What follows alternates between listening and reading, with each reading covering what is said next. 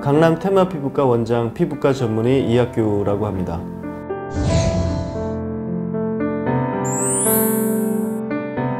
오늘은 여드름에 대해서 설명을 드리겠습니다. 여드름의 정의는 피지선에 염증이 생겨가지고 생기는 모공의 염증성 질환을 우리가 여드름이라고 합니다. 여드름이 생기는 원인과 그 다음에 정의를 그림으로 다시 한번 설명해 드리겠습니다. 요게 이제 피부 모식도가 되겠는데, 우리가 흔히 알 수 있는 요게 표피, 그 다음에 진피, 여기가 이제 지방층이 되겠습니다. 그래서 여드름에서 가장 중요한 건 요 기름선이 되겠는데, 요게 모공이죠. 요게 모공이고 요게 기름선이 되겠는데, 요 기름선이 보통 호르몬의 작용, 그 다음에 스트레스, 그 다음에 자외선에 의해서 기름선이 여기서 많이 분비가 됩니다. 이런 것들이 영향을 미쳐가지고 많이 분비가 되는데, 이 분비가 되면 이렇게 배출이 되면 이제 여드름이 생기지 않거든요. 근데 보통 여기서 많이 막혀요. 여기서 막히게 되면 요만했던 기름선이 이렇게 커지게 됩니다. 모공을 파괴하면서 주위 조직을 파괴하고 염증이 생기면서 굉장히 크게 되는데, 이때 여기 이제 우리가 기름이 꽉 차 있는 거죠. 그 다음에 여기 염증이 또 생깁니다. 그래가지고 점점점 올라가가지고 볼록 올라오게 되죠. 밖으로. 이렇게 보면 여드름이 이렇게 밖에 나와 있는 거는 여기 염증의 빙산의 일각이죠. 그래서 뭐 나중에 치료에 대해서 말씀드리겠지만, 우리가 집에서 잘못 짜면 흉이 남는 경우가 있는데, 요걸 짠다고 해서 다 해결되는 게 아니라 이 밑에는 굉장히 큰 염증이 있어서 이 막이 굉장히 얇거든요. 이게 터지게 되면 이 정도가 함몰이 되면서 이제 흉이 되는 거죠. 그래서 여드름의 정의는 여러 가지 호르몬이나 스트레스, 자외선에 의해 가지고 기름선이 많이 확대돼서 요 기름선이 요만해야 될 게 이렇게 커진다.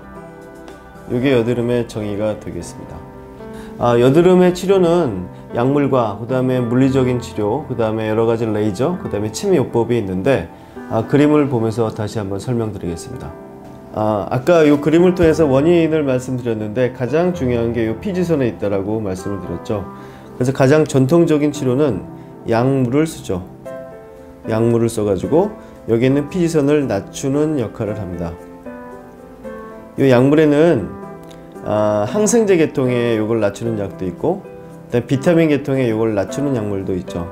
그래서 여드름이 아주 급성기로 심할 땐 약을 쓰는 게 굉장히 중요한 일로 돼 있고, 역시 발라서 침투하는 약도 있죠. 약이 먹는 것뿐만이 아니라 발라가지고 요 표피층을 많이 얇게 하면서, 왜냐하면 여기가 막힌다면 기름선이 밖으로 배출이 잘 안 되잖아요.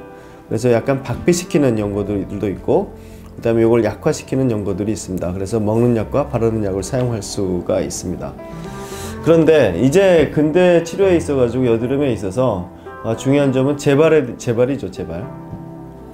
이 재발을 좀 많이 막기 위해서는 어떻게 해야겠는가를 이제 의사들이 많이 생각하게 되었는데, 여드름을 일으키는 이 피지선이 모든 피지선이 다 여드름을 일으키는 게 아니라 여드름을 일으킬 확률이 많은 피지선들이 있다는 거죠. 그래서 피지선을 일부 파괴시킨다면, 여드름을 일으키는 피지선을 파괴시킨다면 이게 여드름을 재발하는데 아주 큰 역할을 하겠다라는 것을 알게 되었습니다. 그래서 치료는 스무스빔이라는 레이저와 고바야시라는 치료가 있죠. 이 두 가지 치료는 뭐냐면, 이 레이저를 이용해 가지고 직접 쏴서 이 파장이 요걸 파괴시키는 거죠. 요게 이제 스무스빔을 이용한 여러 가지 레이저들이 하는 거고, 요 고바야시라는 건 어떤 치료냐면, 요 모공을 통해 가지고 아주 조그만 침이 들어가 가지고 여기를 파괴시키는 거예요. 침이라고 표현하기엔 너무 좀 무시무시한데, 굉장히 얇고 가는 바늘입니다. 이게 여기로 들어가 가지고 이걸 파괴시키는 거죠. 이거의 가장 이론적인 베이스는 뭐냐면, 여드름을 일으키는 피지선이 따로 있다. 모든 피지선들이 일으키는 게 아니라 여드름을 일으키는 피지선이 따로 있기 때문에, 현재 나 있는 여드름의 피지선을 파괴시킨다면 재발을 막는 데 상당히 유리하다. 그렇기 때문에 요즘 가장 각광받는 치료는 요 고바야시와 스무스빔 등을 이용해 가지고 요 피지선을 파괴시키는 거죠.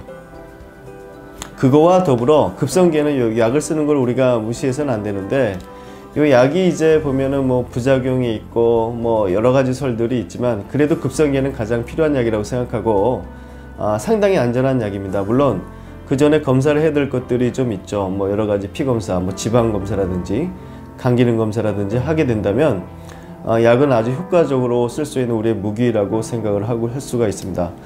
그래서 기본적으로 여드름 치료를 보시면 요 피지선들을 컨트롤하고 피지선을 컨트롤하는 게 주인데 그 밖에 환경들, 요 피지선도 좀 컨트롤 해야 되고, 그다음에 여기 막을 수 있는 여러 가지 요건들을 없애준다면 여드름 치료는 아주 효과적으로 잘 될 수가 있습니다. 과거에 비해 가지고 이제 피부과에서 여드름 치료가 가장 혁신적인 것은 재발을 막는 데 있습니다. 여드름을 짜고 흉을 없애고 붉은 걸 없애는 것도 상당히 중요하지만 대부분의 환자분들이 가장 괴로워하는 것은 재발에 있습니다.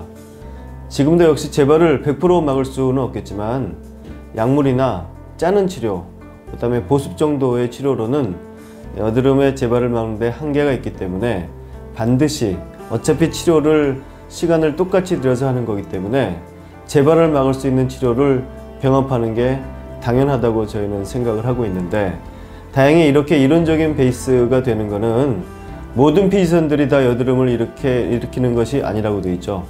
여드름을 잘 일으키는 피지선들이 있기 때문에 우리가 그 피지선들만 잘 컨트롤 한다면 재발을 잘 막을 수가 있습니다.